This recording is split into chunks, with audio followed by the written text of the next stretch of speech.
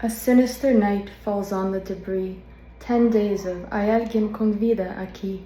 I notice at first my coffee cup trembles, then the kitchen starts collapsing on me.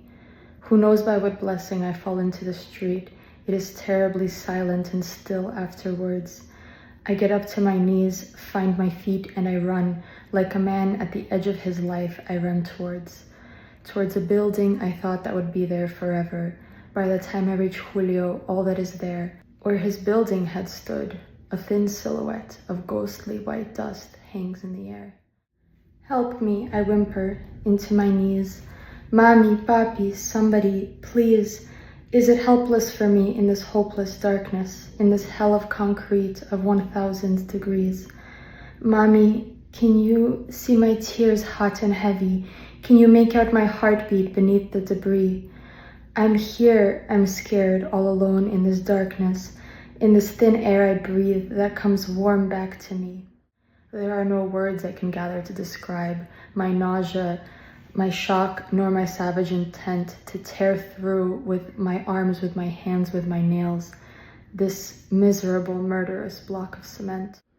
I think I hear Claudia somewhere beside me, with the children she's raised for barely 4 years. She's protecting them without strength, without force, with a soft lullaby that holds back her tears. And little Mateo, whom I've seen just once in a jersey 2 sizes too big for his frame. In the ruins beside me, with childhood sweetness, tells me about the last soccer game. I dig what I can, heavy slabs, heavy stones, but I'm reaching weights no human can lift on their own. And there's heavy machinery parked in Caracas, and they've sent nothing for those still breathing below. In that night, not a single one of God's angels took the ruins of La Guaira out of their sight, nor did his angels of flesh with their shovels stop searching for souls in the dark of that night. May I too have an angel to help me find Julio, a 6-year-old child that's afraid all alone. Are his bright blue, light-up sneakers still glowing somewhere in this cathedral of broken homes? When I was a child, these walls were my shelter from the thunder and lightning when hard rains would fall. 4 walls of lies, 4 walls, you betrayed me. For by God's will alone now, you won't bury us all. I faint and I wake and I call for Mateo. "Tell me, do you think Messi played well today?" But this time his voice returns frail from the distance.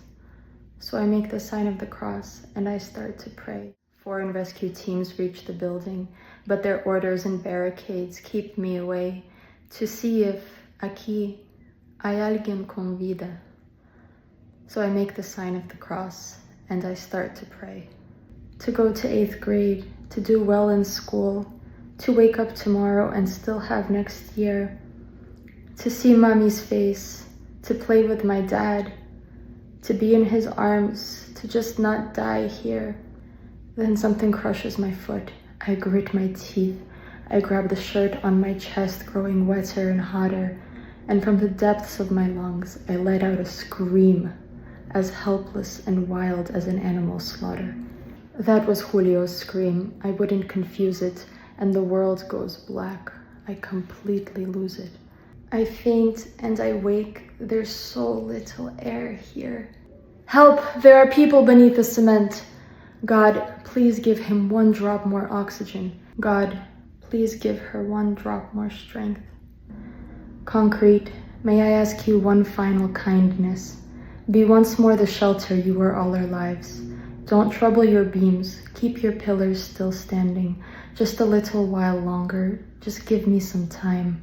It was not Julio, the child I found. And it was a stranger that pulled me out of the ground. Did you hear anybody else speaking with you below? If only you'd come like 10 minutes ago. Eliza never found her parents when the searching was through, and Rafael never found Julio with his sneakers of blue. 6,438 candles for every heartbeat that suddenly ceased, and a sunset that lit the sky red on a Tuesday. Those lost in La Guaira, may you rest in peace.